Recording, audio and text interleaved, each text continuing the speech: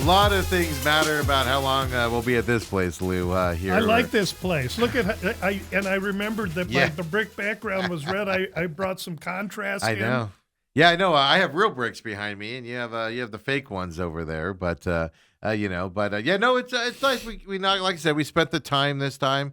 Oh gosh, leading up to coming back in here, like 2 weeks before, Riley was in here getting stuff ready. You know, the door there just kind of encapsulates it a little bit more. No, we have keeps a bunch the air of right and everything. Yeah, so. this is absolutely a studio now. We got all kinds of buffering and padding in here. Good color. And we'll find out. The lighting's way better now than it was before. I'm still playing with my background and stuff like that. We're just leaving it like this right now. But no, it's good. And then we got the offices in the back there now, and that are all set up differently. So. Feeling a little bit nicer. And like I said, you do commercial real estate, and you asked how long we're going to be here. Well, it depends on some other opportunities we have.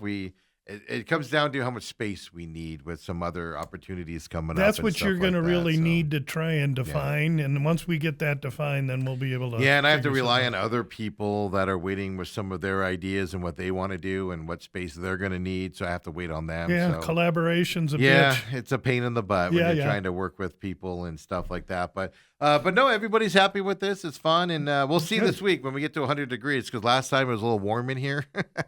But we think we got it shut down enough now to where when the air is on, at least now, it cools down in here. It actually gets really chilly. Oh, perfect. Good to have. I'll look forward to. Yeah, because I know last time you were practically sweating to death a couple times. Yes, we got a couple times the last time we were here. It was a little warm, and I run warm. I run hot. Yeah, we haven't set up the fans yet in here, so in case we need them yet. But it looks great in here, see by on the that. way. But Robert says can't read Dr. Seuss, let alone NFL defenses. That's what Lou said there earlier. He said Uncle Lou, Louisms never disappoint. That's right. And Uncle Lou can barely get out of Dr. Seuss too, Robert. So just FYI, it takes one to know one. Of course, second hour main event here on Thursdays means Uncle Lou comes into the program. Now we looks at WBC, of course, with that going on. College baseball coming up. We're getting closer, Lou, to hockey, NHL hockey. Yep. Which I actually haven't paid attention to the last week or so. I took my eyes off of that with NASCAR and IndyCar being into town and things like that. So you'll have to inform me if anything's changed in hockey over the last week. But first, get into where people can find you, what you do, all of that stuff, like always, because we have an Apex fight this week. I am a sports handicapper and have been doing it my whole life. Before it was vogue and popular, and I walked around like with a shroud over my head because most people would say, ooh, yeah, that's Lou Finicaro, but he's a gambler. There was always this veil of illegitimacy around gamblers. Now, 7 years ago, PASPA gets approved, and now people want to talk to me, which is great. I make bets on select sporting events with the single point of focus to derive profit. I'm not looking to have fun. I don't want to try and get an 18-1 odds and tell everybody, well, look at what great odds I got, because odds don't pay the bills. Winning tickets pay the bills. That's what I want to publicize. So what I did was made a web page, gamblu.com. There you can go to, in one stop, find everything you need to find out about me. And as far as everything profitable sports gaming is concerned, it's all right there.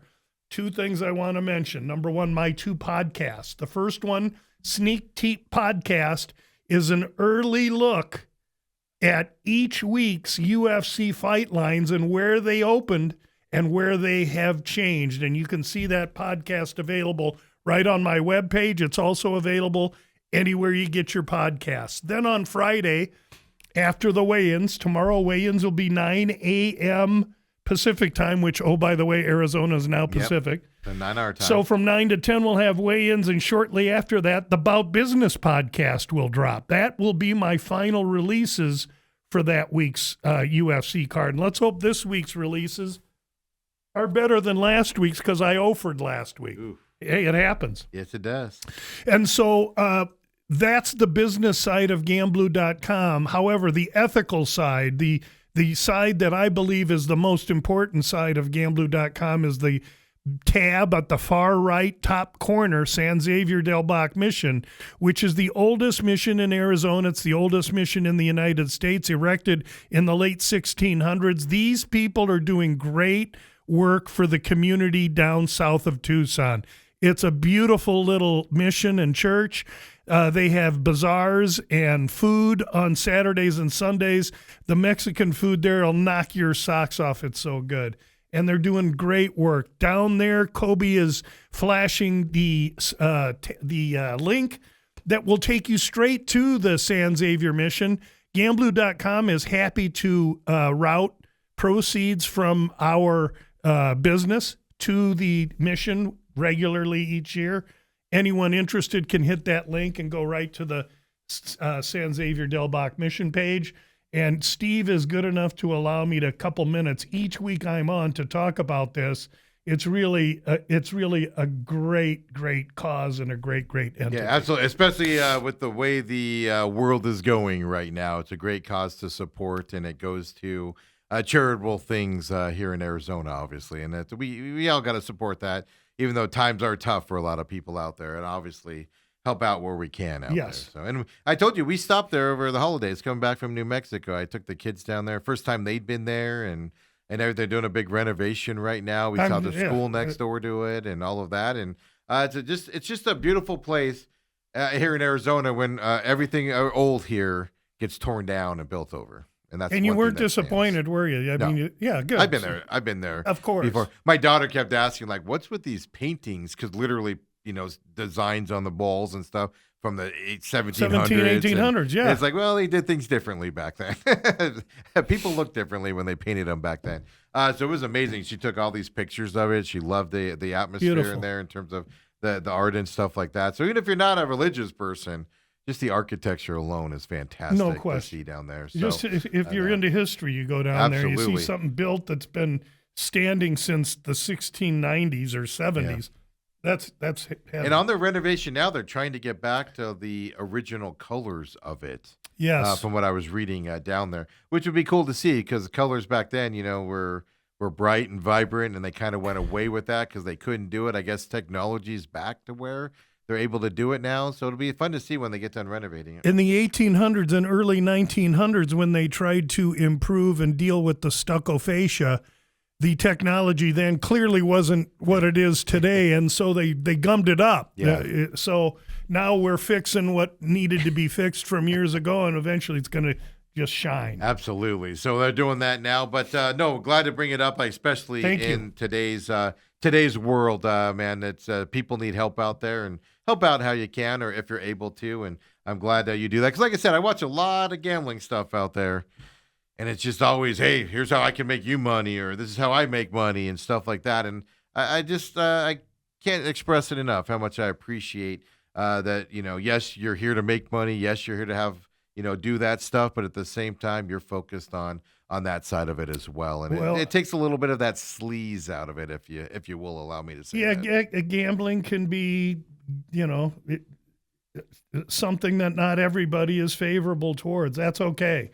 But surely recognizing people that are giving of themselves to others, that's to be acknowledged everywhere, and that's what they're doing. And they still do church down there too. Like when we got there, it was Sunday Mass. It was closed. Well, we were there on were we there on a Sunday? Might have been. But the day we were there, it was closed for like an hour because they were doing Mass and everything in there. So we will walk the outside of the grounds until it opened up and things to that effect. So it's still a functioning place as well. If you go on a weekend when they have that bazaar, I'm telling you, the food it will knock your socks off. Tucson, first of all, has the best Sonoran food north of Sonora, Mexico, and because it's just barely north. But you go to the bazaar and you're tasting the food right out of their kitchen, right out of their crock pot. It's unbelievable. And you can even go, 45 minutes south of there and hit Tubac up down south there, which gets even closer to the Mexican border. Big resort down. They filmed Tin Cup there I've golfed that golf course several times. Tin Cup was filled in Tubac? In Tubac, yeah. At that Oh, golf really? course, My wife loves to go. There's shopping down there and shops. The women love it. That's another, 45 minutes roughly south of that of the Mission, and then another half hour south of that is No-Go. Yeah. A place that Uncle Louie had an experience in college that I wish I never had, and I'm not willing to share. The last time I was down in Nogales, quick little story, I was in the corporate world, and I did stuff with jails, for coatings in jails and stuff like that. And there's obviously a large facility down there on the border for a lot of stuff. So I had to go down there every couple of weeks to do some inspections and write some stuff off or whatever. And every time I go down there, they would literally be like, so this was 15 years ago, 20 years ago. They literally would be like, don't wear this. Don't wear this color. Don't wear this. Yeah, right. And they're like, when you pull in on this side because they'll be watching you from the border side and all that. And I'm just like, where are you guys taking me right now? Like, we're still in America, right? But I mean, it's right there on the border. So it was always interesting. But we'd always stop at Tubac and play golf and have lunch and all that. It was fantastic down there. So there you go. Make it a Southern Arizona weekend. Southern Arizona is totally underrated. Whether it's Benson, Sierra Vista, oh, yeah, you go out to Benson, Bisbee. You want to go back to Haight-Ashbury in 1968? Go to Bisbee, Arizona today. It's that. The Screaming Banshee pizza place is fantastic to eat there. I think it's still open. I know they were having some problems after COVID, but I think it's open now. But do the train ride where you sit on the little train, Lou. Have you done that? No, I've sat not. on the little train and go into the mine. No, I've not done that. Most of my experiences revolve around going into an establishment and having a cold one to wet my whistle. They have that haunted hotel down there you can hang out in. Of course, I've been to the bar in the haunted hotel many a time. And then of course you can hit Tombstone up on your way out of there and stuff like that. Sierra Vista. Yeah, but Lou, enough reminiscing about Arizona. WBC's underway. Man, and now it's really good because you have the 8 teams that all belong, and there could be a 12-0, but I doubt it. These are going to be competitive, good games. We saw, the story of the tournament is Italy.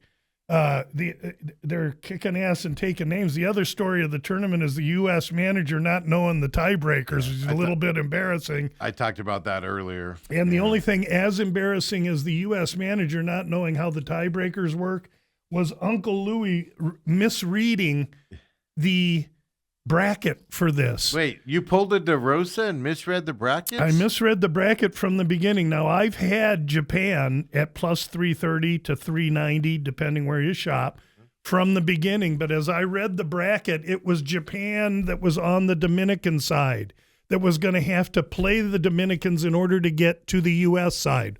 Oh, no, it's wrong. The Dominicans in the U.S. play each other, and that winner plays the Japan side. Who's Japan got on their side? Japan, Venezuela, Italy, and Puerto Rico. Yep.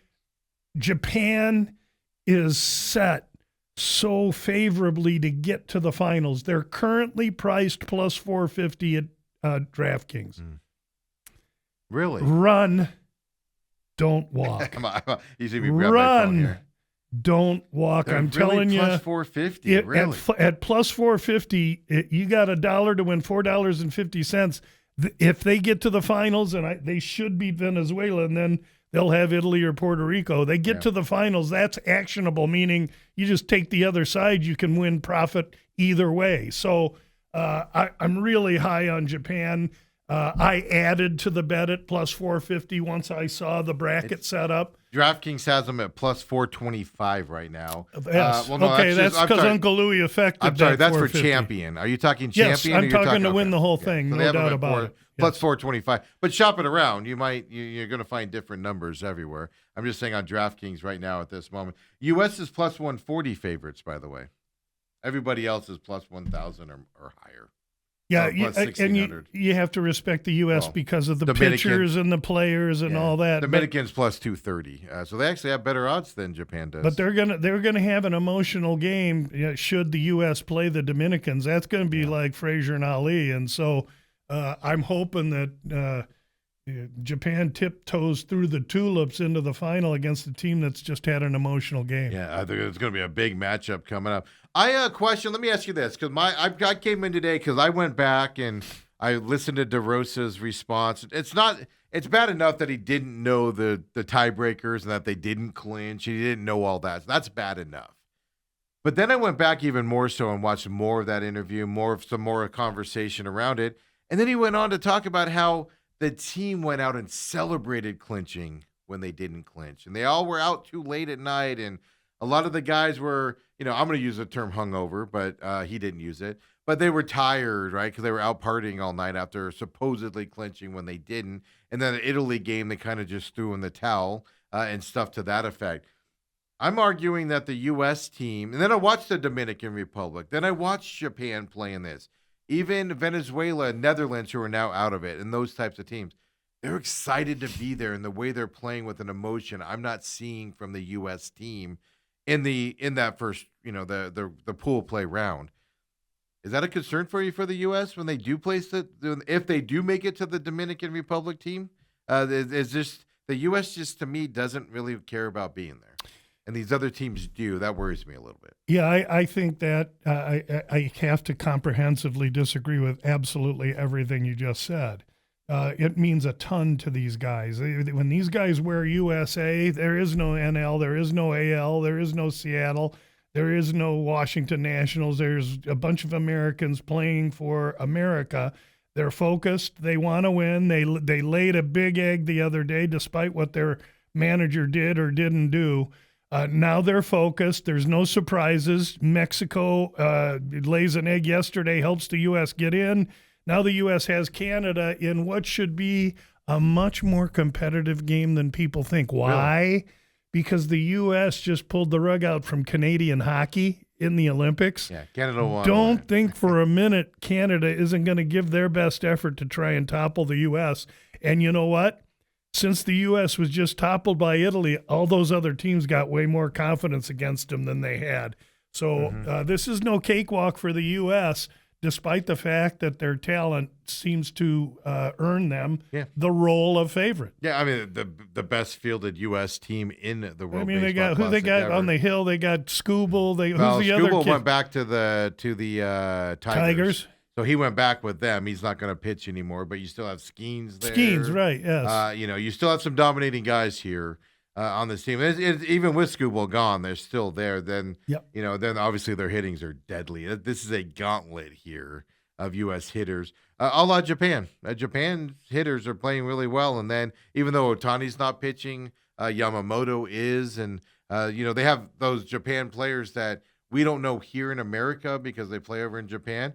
But they're good enough to come over here and play in Major League Baseball on that Japan squad. And that's a team that really works on the cohesion and the togetherness of creating a team. They believe that their team concept is what separates them from these other teams that are all-stars that just get together for this tournament. I believe that too. Yeah, Otani didn't even come to spring training. He was there training with the Japanese team and everything. So we're not announcing that. The team concept there. I mean, I've been doing jumping jacks for Japan for 6 months now. If you're not on the boat by now, then you're almost too late. But boy, 450 is sure a nice number. Yeah, that when you said that, I almost fell out of my chair. I mean, I expected them to be like 150, maybe 200 with U.S. and like the they've Dominican had 5 of these tournaments and Japan's won 3. I mean, come on, and they won the last one. Yeah. I mean, what more you need? Yeah, absolutely. So WBC's going on. Hockey, I told you I haven't. Just quick hockey talk here. With the IndyCar being in town this last weekend in NASCAR, I took my eye completely off of hockey. I know they had their trade deadline end of last week as well. Didn't see any huge names being traded in that there. Anything change in hockey that you've noticed at all while we're getting closer to playoff time? The story of Buffalo continues to drive the NHL, and it's a great story. Won 8 in a row now, and and 2 of them were against Tampa. So it's not like they're just they're beating up on slugs. They're playing really good hockey. They're a young team. They're beginning to believe. Somebody better watch out for Buffalo. Buffalo makes the well, you know this as well as I do. NHL comes down to momentum, goaltending, and momentum going into the playoffs. We're still what, a month out or so from the playoffs starting.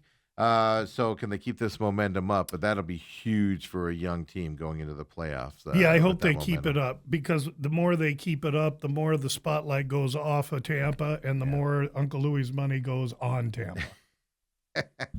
Exactly. Detroit, don't sleep on Detroit too. I mean, Can't I'm not talking about Detroit. sleeping on Detroit, but Detroit's it's hard to say Detroit's a good story this year, but they've been down in the dumps for a lot of years now in terms of hockey.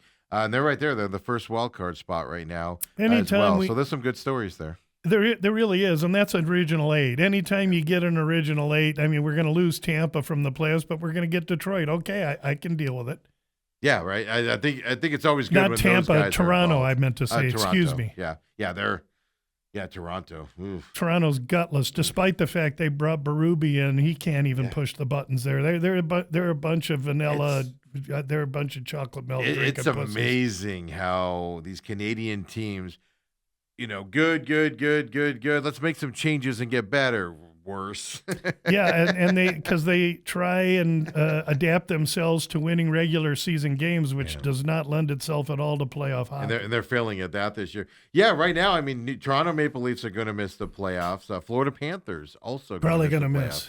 Yeah, most likely. They have 67 I mean, points. they get a reprieve. All they've done is won the last 3 out of 4 cups. Come on, man. 4, yeah, but it's so it is going to be a different playoffs coming up from there. Avalanche are still, they're losing more than they did earlier this season, but they're still being dominant out there, and, the side from there. Dallas Stars, though, I know you're not high on Dallas. I'm not either come playoff time, but they are surprising me a little bit with how they're keeping the Wild and going toe-to-toe with the Wild here as this season goes on. I don't know if that means anything for playoffs or if I'm going to change my opinion on them there, but I am impressed with the way they're keeping Minnesota Wild kind of at bay right now and with that competition. Yeah, you're good. Let's keep Minnesota quiet. Let's not tell everybody how good they are. And then your Golden Knights. Yeah, I'm not a believer this year. Usually I am. They're always now. They're always aggressive trading and bringing in players. I think they're slipping a little this year. Yeah, it goes Anaheim Ducks, Edmonton Oilers, then Golden Knights there in the Pacific, and Knights have lost 3 in a row now. They're just, to me, they're just an older team. Yeah, they make all those trades to kind of prop up and stuff, but I think they need like a total rebuild here. Get rid of these old guys on this team and just start over and bring in some young guys and go from there because they're struggling. But Utah Mammoth, still in that outside wild card spot, and the Seattle Kraken. Kraken and Mammoth, don't overlook them. That West is wide open after Colorado. Who's it going to be? Well, then you got the Kings right there as well outside. They just fired their coach. Yeah, Kings struggle so mightily to score, but they play playoff hockey, so they're always alive come playoff Right now they're time. Outside looking in. The Kraken passed them, and they fired their coach. But the Kings are somebody to watch, and shockingly, the Sharks. Yeah, I'd have you talked about the Sharks, Lou. I'd have you look at Minnesota. So there we go. And then last week, of course. Well, anything else you want to talk about on? I know college baseball is going. We're about to get into conference play here in the next few weeks in college baseball here. Anything else you want to mention before we get into UFC here? I have a guy that found me. He was a football client of mine. He's a wealthy doctor in Dallas. And we got together for the football contest in Vegas this past year because he realized that I have some ability in picking NFL. Well, he's a big college basketball guy, and if you don't believe it, just ask him because he'll tell you. He'll spend 20 minutes telling you, and he wears me out. But I'll tell you what, he give me 3 games yesterday. Every single one of them hit. Really? Yes, and so here's his best bets for today. He's a doctor. He's a doctor, and these doctors, they're cross-eyed fools when it comes to gambling. They got more money than they know what to do with. What kind of doctor are you allowed to say? He's just a GP. Okay, so nothing like he's not like a surgeon or a plastic surgery guy. No, or anything like that. No, but he when I get a cold, he tells me what to do and this, that, and the other. So here's his bets for today. Again, yesterday he goes 4-1. The one loss It was his birthday, and so the one loss was Montana. It was late last night. Yeah, that was a late and game. he was so happy that he was 4-0. He got into the sauce a little bit and didn't realize Montana's best player was out. Took the wrong team. We could see the money was going towards Idaho the whole time. Yeah. And so he's like, I love Montana. I love Montana. Well, he went down with Montana because he was enjoying his birthday. And I give him a pass this morning. I told him, listen, the market knew that this kid was out and you didn't. That's a huge guffaw. Yeah. You if you're in this business, you can't allow that to happen. However, it was his birthday, so I'm not going to beat him up too bad because I know he was in the sauce. Yeah. So it is 4-1 is 4-1. So here's what he took today. And these games go pretty soon if they're in 10 minutes. Yeah, 10 minutes. NC State, Iowa, Arizona, and Louisville. Those are the releases for him today. NC State, I don't know what the points are in these. Iowa State, Iowa, Arizona, and Louisville. I took some Iowa State. They're giving 6 or 6.5 to whoever it is last they play. I saw they played Texas Tech. That Whoever they play, I took a little of that, and we'll see what happens. But he's I'm just writing it down because I'm kind of curious on this guy. Well, I don't mind sharing his stuff. He is very good. And again, if you don't believe him, I'll give you his phone number. He can talk to you for 25 minutes. NC He'll State tell one, you. because I just looked it up, because NC State won, and that's actually underway right now. It's 16-13 NC State, but they're playing Virginia. Who's a 12th ranked Virginia as well. Yep. So before that game, NC State was an underdog. I don't know what the numbers were. That is I can tell you what the numbers were. That is halfway through the first right now. Oh, maybe I can't for them tell as you. well. But that'd be a monumental upset that he's picking right there, Lou, with NC State. There. Well, the other thing I like about him is he does pick underdogs. So NC State was getting 6.5 or 6 as well. So right now with live betting, they're getting 5.5. And they're up by 1. I'm sorry, 3.5. It just moved plus 3.5 on them right now. Yeah, because minus they're up. 115. Yeah, that's right. But they're still on the money line. They're still plus 165. Yeah, I'd wait and see if you can get a little bit of a run out of Virginia, and if you can get NC State at 6 or 7 close to the opener, then you might get involved. Yeah, Arizona, of course, plays here at noon. They play UCF today. University Cal Fullerton? Central Florida. Central Florida, okay. At noon today. Let me flip through because they got to be given what, 15, well, really 18? quick, since it's in front of me, Louisville right now. Louisville's playing Miami. That's a number 3 and a number 6 seed battle. Louisville's given 1.5. 24 seed there for Louisville in that side of it. Louisville's a 6 seed in this tournament. Miami's a 3 seed in this tournament. 1.5 right now. Miami's the favorite. I'm sorry, Louisville's the favorite by 1.5 points right now. And minus 112 Louisville, minus 106 Miami. Yeah, that one because I'm seeing Louisville favored and I'm seeing Miami favored. So it looks you like could go somewhere and get 2 on one team and plus 2 on the other team and have both teams plus 2. Yeah, that's what I was going to ask. I'd play that all day. Because at DraftKings, at least, is telling me that DraftKings is like, oh no. Yeah, who's going to win this? In basketball, I'll do a plus 2 and a plus 2. Why? Because I have no risk whatsoever, and I could hit a middle, and I don't know the sport, so that makes it easy. Well, exactly. And then Arizona's 15.5-point favorites right now over University of California. Yeah, minus 2,400 on the money line. If you want to, if you need to hide money from your wife because you're going through a divorce, well, big chunk on that. You bet a minus 2,400 in basketball. You better hide from the gambling police. My theory on that, because you always see somebody especially go, if it's Arizona. I'll put $1 million. Oh, that's the worry, right? How's Arizona going to look today? But the best thing happen to Arizona would be if they trip all over their tongue over in this conference tournament, get beat by somebody they shouldn't, and go into the tournament PO'd and focused. The best thing. The worst thing can happen to Arizona is they saw through this competition like they have in past years in the pack and go in believing in themselves in the NCAAs, and the Sisters of the Poor beat them in the first round. And people, I'll tell you this, people are dumping money on Arizona, at least on DraftKings, because they just moved to 16.5. So you might be able to play the I don't know if you'd want to, but UCF on the other side of that number keeps rising before game time. Yeah. I'm going to try Iowa State. If I can win it, I'm going to walk. That's it. Yeah, it's not my sport. I'm looking that up right now. Iowa State, as you said, 6.5-point favorites right now. Iowa State is on that side as well. So, yeah. So there you go. Lose people there. I like to share information on the other sports that I know people are interested in. That's why I go to the extent of trying to get, some decent intel on the basketball while we're in basketball. And I'll have, between Matt Humans and Dr. Ruffino here, I'll share some basketball stuff over the next few weeks. I just love it. This is what a lovely sport this is, where we can get info from a doctor who right now is probably checking somebody's growth on their arm or something. Right. Oh, he's such a DG too. He's got money coming out of every orifice. He hates it, and he just throws it around. Oh, he's the best. So let's get into just really quick last week's UFC. So it was a number fight last week. Lou, I did not get to catch as many fights as I'd like to. I was out at the NASCAR and IndyCar events out there. I did catch the later ones here, and we'll get to those. I just wanted to ask you really quick, because you did talk about Bellato here and Fernandez, the first fight of the night, light heavyweight. Bellato got the win here, performance of the night, first round KO in this fight. What do you think about Bellato after that big win there early in this fight card? That he's still a fade.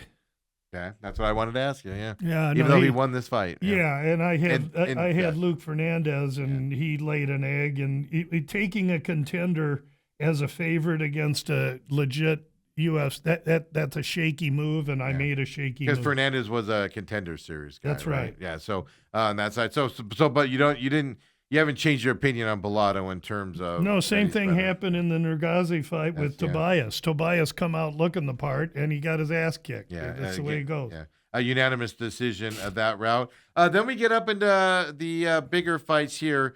First one I wanted to ask you about was Dante Johnson and Cody Brundage. You said Dante Johnson should win this fight, and stuff to that. At least you talked about that last week. Huge favorite. The fact that this was a split decision, is this a shocker for you, with Brundage getting it to that split decision? A little bit. Brundage fought a great fight, but he has all the UFC experience, and Johnson didn't. So experience matters. Who you faced matters. I say it every week when I do my breakdowns. I didn't bet that fight. But, if you bet Johnson, you were holding your breath the whole time. Yeah. It was just interesting the way you phrased, because I went back and listened to how you phrased it last week.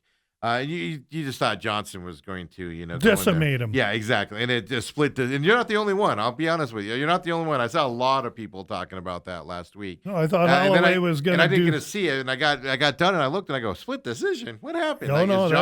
Is Johnson not what he's supposed to be? Well, we'll find out in his next fight. The experience, like you said. Our boy RoboCop there, Gregory Rodriguez, beat Ferreira there in that fight. First round KO here, minute 47 into this fight.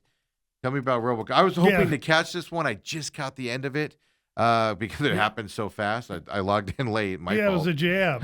Ferreira walked into a jab, and that's it. Hey, listen, not only we lose on Ferreira, we lost on the fight to start round 2 or fight to start round 3, so we weren't close. We really weren't close on anything that I released last week. And that's disappointing to say, but you know what? I deal in a world of reality, and I just count numbers. And when I'm plus, I'm giddy.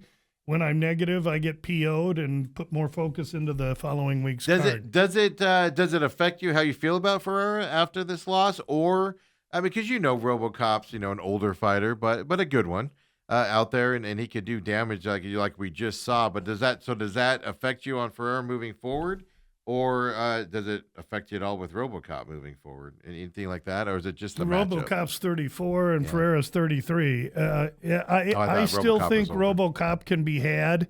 Maybe not by Ferreira. We'll have to see who each matches up with in their next fight. Yeah, Drew Dober over Michael Johnson in this one. Another second round KO here, minute 53 into this one. Dober gets that win.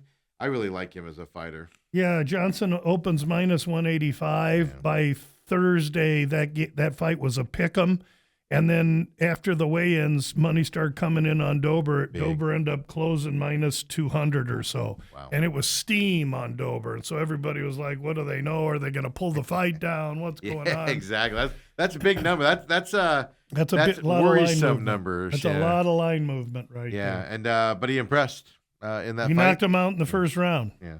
And then Rob Font, Raul Rosas Jr. Rosas is from here, correct? He fights out of the MMA lab now. Yeah, he's a Mexican unanimous fighter. decision in this one. I did catch this whole fight here with Rob Font. Rosas was moving around like crazy. Font, I don't know what he was doing, but he managed to get to the decision and went unanimous toward Rosas here. Your thoughts on Font, first of all? Yeah, 38 years old. They gave him Rosas because they want to clean him out. He makes too much money, and he's too much of a veteran, and so he'll fall down into journeyman. He'll get a couple more fights, but not high profile, I don't think. And then Rosas, young guy. Meanwhile, fast-tracked. He's from Mexico. He has a following. He has some popularity. They'll use him. Yeah, he's got a personality on him, too. A little bit, maybe a little bit too much. You know, he's a young man. Maybe it's going to his head a little too quick. We'll have to monitor that. Baralho gets the win over De Ritter. I like Baralho. He's one of those fighting nerds guys and everything. I like him as a fighter, but he gets a unanimous decision over De Ritter. Any minds changed on this one? No, De Ritter didn't look like he really wanted to be there. He's showing the effects of cutting too much weight. And he announced after the fight he's going to 205, so he doesn't have to kill himself. He's losing these fights in his weight cut because he's showing up to these fights with no juice. So now he's going to go to the heavier guys. And when a dude fights when he should be fighting at 05 and he fights at 185, he's telling you something. What's he telling you? He's telling you, number one, I don't want to fight guys my own size. Number two, I'm a bully. I want to beat up on smaller guys. So now in his next fight, he's going to face a 205er. And unless the 205er is me and I'm a far distant cry from 205, we're going to fade De Ritter. Yeah, the fader. Yeah, he did not impress me at all. He did look really sluggish out there. No strike evasion, world-class grappler. Well, and that was interesting, though. I didn't feel like he went, because that was his strength there. But even Baralho did that disrespectful thing where he fought the whole fight with his arms down because he wasn't worried about his striking and getting hit by him. But then De Ritter I felt like he didn't do enough trying to take him down at the same point, which is your strength. I'd go out of this fight trying to take somebody down. I just felt like he was even sluggish to do that. Yeah, we discussed the fact that world-class BJJ on both sides would cancel each other out, and this would be a striking match. That's what happened. And then you got Max Holloway and Oliveira in this fight. You were big on Holloway. Big. A week before. Big. And then, of course, last week as well. That was a run, don't walk. I fell asleep during this fight, Lou. I was worn out after being out at the track all day. I caught the previous fight, sat down to watch this one on my bed. And the next thing you knew, it was Sunday morning. Wake up for church. I woke up and was like, what? Holloway lost? What? So tell us about this fight. Yeah. Does your opinion change on Holloway with this 5-round unanimous decision for Oliveira? Not unless they give him Charles Oliveira again, or maybe Gamrot, some kind of leg humper, heavy wrestling kind of a guy. He didn't do well against Oliveira. Oliveira's size and strength was too much for Max. I was surprised, but it is what it is. We'll see what happens for each next. Holloway, depending who they give him, he's viable, and Oliveira's viable as well. We'll see who they give him. Maybe he wants to try Topuria again after his fight with Gaethje. Did I read that he called out Topuria, or was I dreaming that, or did I not see that? I don't know who he called out. He probably called out Conor because he wanted Conor for the White House. You might be right. That's the money fight. But you might be right. I think Topuria. Topuria can only be beat by one man in his division. That's Arman Tsarukyan.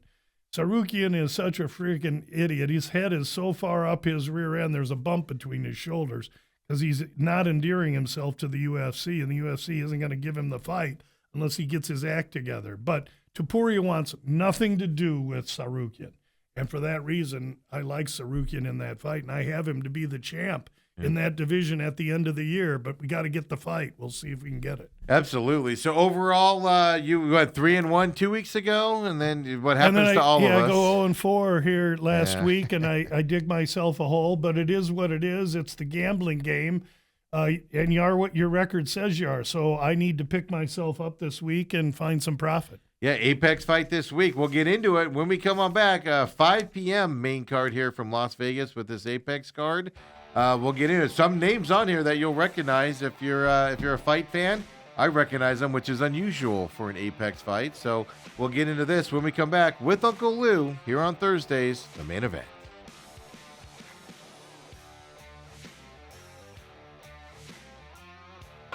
And we're back here, second hour. Thursdays means Uncle Lou here, folks. In here, first time in the old new studio. I guess we're calling it too. Old new temporary studios. I love it because I get to go right by Hava Java, my favorite. I don't drink coffee anymore, but now on Thursdays I will because I go right by Hava Java.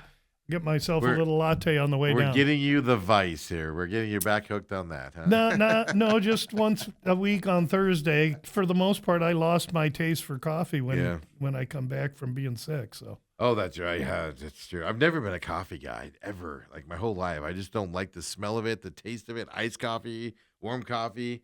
I don't care how much crap you put into it. It just despises me from that. I do like the smell of it though, which is weird.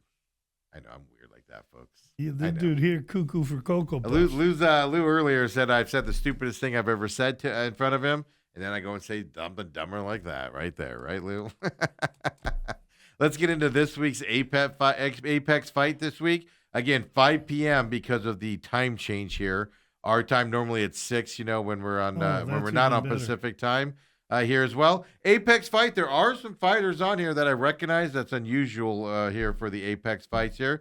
But as always, I'm going to leave it to you on the prelim fights. I do want to ask you about Xiang Yu against Elijah Smith. And then I also want to know about Chris Curtis here against Aralbai. Chris Curtis we've seen fight a few times along with Brad Tavares in his fight. So, Lou, tell us on the prelims what we should look at that and what we should pay attention to. Well, you mentioned the first fight's a rematch, Pierre Rodriguez and Sam Hughes. Hughes has won her last 3. This is a rematch from 2022. Pierre Rodriguez won a tight decision. Money's come in towards Hughes. Pierre open minus 200. She's minus, 145 now? Yeah. I'll have to get to the... I'm pulling it up. I apologize. I'm a little slow here. Or actually, the betting sites are slow. She's gone way down, Pierre Rodriguez. Okay. Rodriguez is now and of course, it isn't listed here. Give me 1 second here. I apologize, everybody. I failed you as a host. She's minus 125 or 130-ish. Okay, well, go ahead. I'll get the updated number. Rodriguez minus 162, minus 155, thereabouts 2.5 over minus 550. Typical lightweight women's fight. Sam Hughes is tough. She's gritty.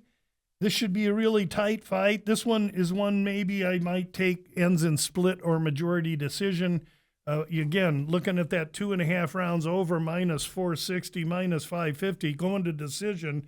In a rematch that was a tightly contested fight the first time, split or majority decision might be the way to go, and that's where I'm looking there. Then we go next to the Elijah Smith, Su Young Yu fight. Su Young Yu comes a 210 underdog. He's a little lighter than that now. He's plus 180, 160, depending on where you shop. I see a plus 205.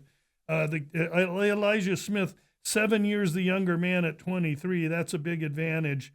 No real feel on that fight. Really, really quick, Lou, because I don't know what was just happening there. The DraftKings sites failed me, but the line minus 162 for Pierre Rodriguez right now, plus 136 for Sam Hughes, just to be accurate. And then Elijah Smith right now is minus 218. Yu is plus 180 in that fight for there as well as of right now on DraftKings. Yeah, again, shop around. Don't just use one. Yes. Don't just use one. We just give you the vocal point of DraftKings here, and unless there's a big enough difference that Lou finds on his site there. But so for on the Rodriguez Hughes fight, you said what on the decision? I apologize. Split or majority decision. That's a prop you'll find on DraftKings, and you should get a decent plus price on that. Yu and Smith, no real thoughts there. I'd like to see Yu be able to stand up to him, but Smith comes in with pretty good momentum. Next fight, Bia Mesquita against Montserrat Randon. This is all about Bia gonna just ramrod through her. This fight here, look at 1.5 over -180. Yeah. This would be a Bia Mesquita inside the distance. Minus 220 right now on DraftKings. Yeah, you could take a look at Bia inside the distance here. No real thoughts on Sosa Lasarda, but this Sousa and Oki fight. There's a little bit to talk about there. Sousa coming in off contender.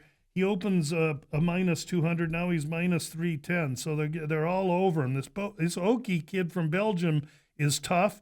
He's taller. He's got the UFC experience. His last fight was a loss to Mason Jones. No shame in that. Mason Jones a beast. This fight is mispriced.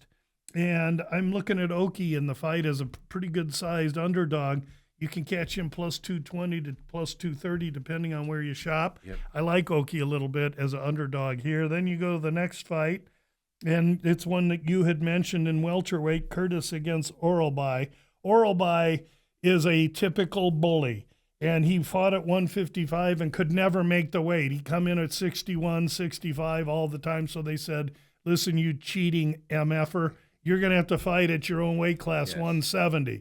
So now Oralby moves up to 170, and we talked about guys that fought down. They're bullies, and they don't want to fight guys their own size. Meanwhile, Chris Curtis, Oralby's opponent, Chris Curtis used to fight at 185. Mm-hmm. He's moved to 170 and realized success. Yeah, I get it. Chris Curtis is 38 and 10 years older than Oralby, and Oralby going to try and gas him out by wrestling with him. But I love the idea, Chris Curtis, that used to fight 85ers being down to 70, and Oralby being a cheater trying to fight 55ers up at 170. That is gone without being mentioned all week by anyone in this industry. You know why? Because they don't look at these fights as close as I do. And that's the bottom line. Chris Curtis is more than live here. Plus 225 right now. That's why I asked about that fight, is because Oralby, like you said, he doesn't. If a guy wants to not be in his regular weight class, tells me he doesn't think he's good enough to fight those, or doesn't have the mentality to fight that level, and he's kind of fighting a guy that's kind of a mean dude at those levels and stuff. Well, like and in that. his last fight, Oralby fought a guy that was an 85er that came down to 170, and he cut so much weight he had nothing left. Yeah. And he had nothing left really before he cut the weight, and he knocked him out. So now Oralby coming in, fat and sassy, and Chris Curtis, no slouch. I like Chris Curtis in this fight. Perfect. And then next up, you got Brad Tavares and Eric Anders. Eric Anders, I think he, if I remember correctly, I remember his last fight. I believe he lost his last fight there, but for some reason I remember liking him. Tell me if I'm wrong on that. Well, I don't know if you're wrong or right on that. I can tell you they're both 38. They're both the same size. They're both the same kind of veteran. They both have a well-rounded game. They're both tough and durable. This can be a great fight, very evenly matched fight.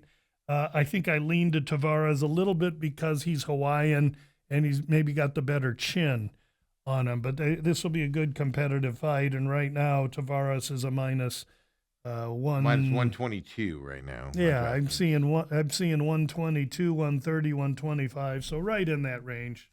There should be a good fight. Over under 2.5 on this, minus 215 to the over. Nobody's got takeout ability, so probably a decision no matter what. I'd be surprised if one finished the other. I would look at decision on the fight because they're both so durable. Perfect. And then, of course, last fight here in the prelims, Stephen Asplund and Victor Petrino here battling it out in this heavyweight bout before the main card starts. Yeah, I think that's on the main card, but whether it is or isn't, it doesn't matter. This is a fascinating fight. Petrino is an absolute physical specimen, muscle-bound, chiseled out of marble.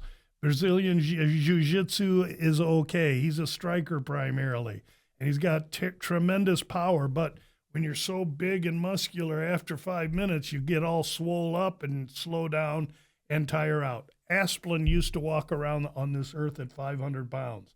He now fights at 255, 260, and the skin on him falls off him. It looks like you took a sheet and threw it over a coat rack, and it's just hanging down. He is a grotesque man to look at in fight gear, meaning without a shirt on. His chest muscles hang down to his lower ribs, and he's a freak to look at, except for one thing. He's mean as a junkyard dog. He believes innately in himself.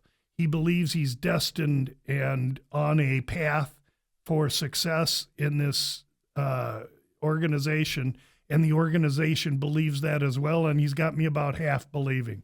He's a huge underdog in this fight. He's going to have to figure out how to get this fight into the second round. If this fight makes the second round, Asplund going to win the fight. Yeah, if this fight doesn't make the second round, Asplund will have been submitted or knocked out. Yeah, so he is, like you said, an underdog here. Plus 205 for him right now. Over under 1.5 is minus 180. So to the what? To the over. Okay. So that tells me kind of what you're thinking. People are thinking he can get this to the second round. No, the line doesn't reflect what people think. The line's trying to reflect what's balanced between both. Batting numbers. Yeah.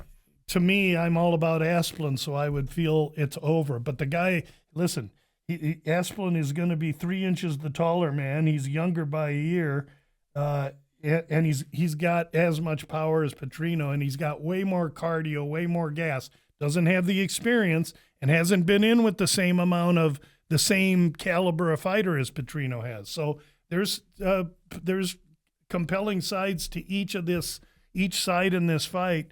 But I've already released Asplund. Perfect. And then, yeah, you're right, Lou. On the UFC fight, ironically enough, they have that as the last prelim fight. But on DraftKings, and I just looked at FanDuel, they have Charles Johnson and Bruno Silva being the last prelim fight, with the that heavyweight fight we just talked about being the first fight of the main card. Yeah. It doesn't matter. But it doesn't matter because Bruno Silva and Charles Johnson is where you go make your sandwich, because that's just a dead decision. And don't miss Asplund and Petrino, because that's going to be an interesting fight. Yeah, so there you go.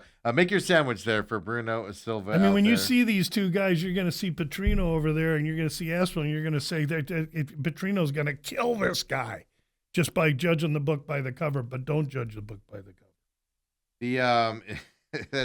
That's interesting. We've seen a few heavyweights that have lost a lot of weight and have that loose skin and stuff like that lately as well. Because that's where I made that comment. What happened to the heavyweights that were just walked in, just jacked, 6'2" and jacked, and it's missing out there in the world. Heavyweight division's really, really weak right now. Yeah. That's why I think Asplund's got a good chance to make some waves. Next up, we got Marwan Rahiki and Harry Hadwick here. Featherweight bouts. I got nothing on it. Next. All right, perfect. It's all out of order now. Andre Fili, Miguel Delgado here on the main card featherweight fight. Andre with the best nickname in the UFC, Touchy. Andre Touchy Fili. 35-year-old guy, seen his best, no power, good volume, well-rounded, in way over his skis against a guy in Delgado, got beaten his last fight against Nathaniel Wood. And he won decisively a round and a half in that fight. Then he tired in the second round and a half. And despite the fact that 16 of 18 press people gave the fight to Delgado, Wood won the decision. I had Delgado in that fight. I gave Wood the decision.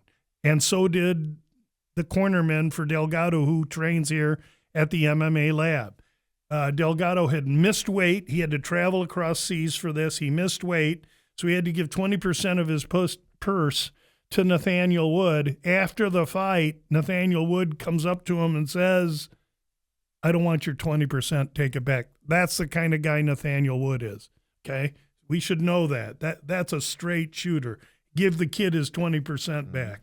Delgado takes the loss, comes back home, so he's on the bounce. They give him a favorable matchup here. This fight won't go the distance. Delgado will finish Fili inside the distance. Yeah, over-under is 2.5, minus 195 to the under right now. Minus 380 favorite for Delgado. Do you say he's an MMA lab guy? Yes, he is. He fights here in Phoenix. He trains here in Phoenix. And now you got Cutabella and Sai battling it out from France. So I probably pronounced that wrong. Yeah, Umar Sai and Ian Cutelaba. Sai, a little overrated, but he looks the part. He's long, he's tall, he's violent, but in his last fight, he laid an egg. Cutelaba is as uneven as the Rocky Mountains. I mean, he can be a world beater in one fight In the next fight, he uses no IQ and gets iced. This should be a competitive fight, but I lean to Sai here a little bit, though I'll be pulling for Kutalaba. Over under on this is 1.5. Somebody got light heavyweight. Somebody's got finishing power here. Both do, but I think it goes over because I think it's more competitive than that. Perfect for those guys there. A co-main event in this one, another women's fight here. Women's strawweight, Amanda Lemos and Gillian Robertson from Canada fighting in this one. Canada and Brazil. A Brazilian girl, Lemos, nothing but power. She wants to strike. If she gets engaged in the clasp or against the fence or on the floor, she's out of her league. Robinson is a Brazilian jiu-jitsu specialist who has striking. So if this thing's on the feet, Lemos going to shred her. And if this thing goes to the ground, Robertson's going to smear all over the floor. Where this fight transpires, where it takes place, will tell us who's winning. I happen to like Robinson in the fight. Yeah, so does the numbers. Minus 198 favorite. No matter what, though, women's fight decision here. Most likely, are you thinking? Or does somebody have something? Not so fast, my friend, because Lemos has been submitted, and she does have power in her hands. This one is probably worth the watch. Okay. As opposed to going to make your sandwich. Make your sandwich for Johnson and Silva.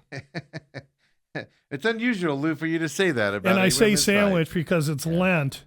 And I gave up drinking and bread for Lent. I forgot it's Lent right now. The drinking part of it for me after 3 days was a non-issue. It's, I like a couple beers or a couple White Claws when I'm watching fights and stuff, but that's pretty easy.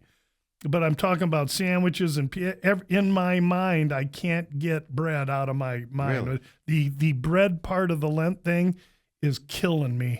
I want pizza so bad. The other day we had a sales meeting. The guy brings in some bagel joint on 20th and Thomas, supposed to be good. And I could hear everybody, the bagels were crunching and I could smell them. I was ready to just go roll in them. I wanted one so bad. The bread part's killing me. You probably don't know who I'm about to reference, but there's a musician out there, a rapper named Fat Joe, that I talked to at being in NASCAR this weekend.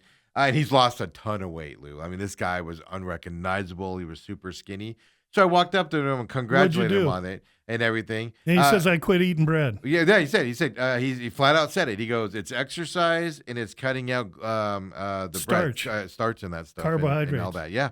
He said that's he goes, that'll kill you. And this is a guy from like Brooklyn, New York, someplace in New York, grew up on pasta and pizza and all that stuff. And he said that's all it was for him. Now, whether you get the shot or not, it's another story if they'll admit that. But I firmly believe that as well. Oh, man. I mean, at night I'm thinking about, I want to go get a big cheeseburger. No, I can't. There's bread on it. How about a nice big Jimmy John? Can't eat that. I can't have a bagel. Okay. So I'm eating crackers and hummus. Give me a gun, man. I want bread. Go to bad. I'm sure other places do this, but like In-N-Out, get their hamburger protein style, and it comes in this big old leaf of lettuce. Yeah, it's actually pretty good, Lou. On the 10th, okay. I'm talking about never. Well, to avoid the bread is what I'm saying. Yeah, I know. I'm gonna wait. And here's the deal for me. Easter is the end of Lent. Oh no, not for Uncle Louie. It ain't, because if I get the Saturday before Easter, and I will, I'm going to go out and have a couple margaritas, and then I'm going to go to Pat's Pizza Plus on 12th Street and Northern. They do New York pizza like New York does. I'm telling you, it's unbelievable, this little hole-in-the-wall joint. So I'm going to have a couple margaritas, then I'm going to have a couple slices, and then I'm going to just be happy as a pig in a mud hole. Lou's just going to be I can't wait. I'm salivating over it right now, and I got 3 weeks yet to go. I was going to say, you have a long way to go. I got a long way to go. But it's been brutal. It's been really brutal. Well, let's get your mind off of that and talk about this main event here. Josh Emmett, who I've seen fights a couple of times now. Kevin Vallejos from Argentina. So U.S.-Argentina fight here. Tell us about these two guys. I mean, this is a fight you can't miss. Each guy going to go stand in the middle of the ring. They're going to widen their stance and plant their feet, and they're going to start throwing hooks from the third row at each other. This is going to be an absolute gory bloodbath. Vallejos, obviously 24 years old, 17 years younger than 41-year-old Josh Emmett. Yeah. And so you'd think that he naturally has the advantage, and he does. He's going to be faster, and he's going to be quicker, surely younger. But Emmett has a career facing the elite of the featherweight division. He's fought them all. He's beaten many of them. He's gotten beat by a few. In his last fight, he took on a guy named Yusuf Zalal, who fights out of the MMA lab. He got subbed early. Hey, you get caught once in a while.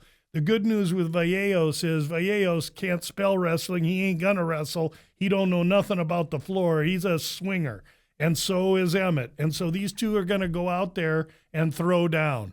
And in a throwdown, it's anybody's game. And Vallejo's opens minus 500. Now he's minus 550. Yeah, right. I already released Emmett just on principle alone. Yeah, he's the older fighter, and I don't like it, but Emmett is a bad hombre, and he has wrestling. So if this fight gets close or interesting, he has the ability to take Vallejos down and get on top and do some damage from raining damage from above. So I think most people think, well, Emmett's got a round and a half in him because he's 41. I think he's got more than that in him. And let's not forget 4 or 5 fights ago, he took Topuria, the champ, to the distance. Very few can say that. Max can't say it. Volkanovski can't say it. Emmett can say it. This Emmett's getting overlooked in this fight. See, I liked Emmett in this fight just off of the way I've seen him fight in the past. But now when you said 17 age different, even I went, woo. That's maybe not. Yeah, 41 again.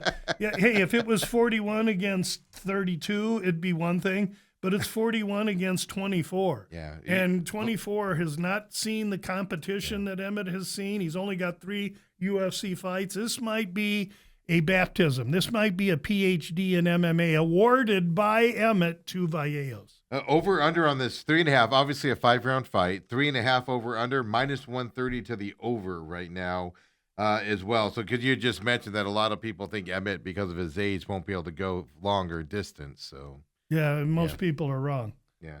Of course, last week I was wrong on all 4 of them, so I got a corner on being wrong, but not in this fight. I see Emmett maybe getting to him late. If this fight goes to decision, could be very close. Interesting enough, because you just said, I was just about to ask you if it gets to a decision, you kind of see like an even fight. The points on this is 13.5. Minus 180 to the minus 13.5 on the points. So a 5-round fight. You have to help me with the math here. Here's the math. Yes. They're saying that Vallejos is going to finish him because if it goes to decision, the only way for Vallejos to win is if he wins all 5 rounds on all 5 cards. That's 15. He ain't going to do that. Emmett plus the 13.5 is a plus what? 13.5 is plus 130. I love that. Yeah, okay. I don't like it. I love it. There you go, folks, on this. And, it's not very often, Lou, that when I was doing the research for this fight this weekend and everything last night, and I see the big, like minus 550 favorite on the main event, and usually my first reaction, and it was the case here, my first reaction was, why do they do this on the main event card? Like, main events should be wanting you to watch next week's event. Minus 550 is a huge number. I liked Emmett. I like the way he fights and stuff. And so I was disappointed by that and everything. But then, like you said, you look into the other stuff on this, and it's just like, what are people doing? And it's going up on Vallejos as well. You said he opened 500 to 550, so that makes me question what people know that me as a novice fighter doesn't recognize here with Vallejos at all going into this fight. So it's fascinating. After the fight, I'll talk clearly about it. I'll tell you exactly what happened. Both 5'7" roughly, by the way. So they're just going to stand mirror there images of each out. other, except one guy's got experience and age, and the other guy's got youth and speed. It should be a great fight. Well, I think going into this season, didn't you say last year going with the older fighter is what you like to bet, and it hurt you? And then in this case, you said you don't like the age difference.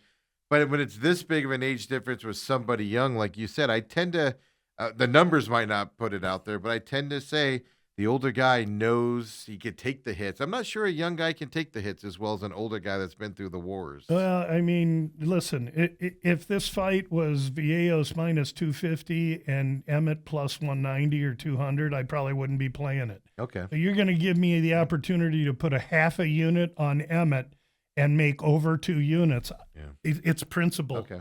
I have to. All right, perfect. Kind of explains that attitude on that. So perfect.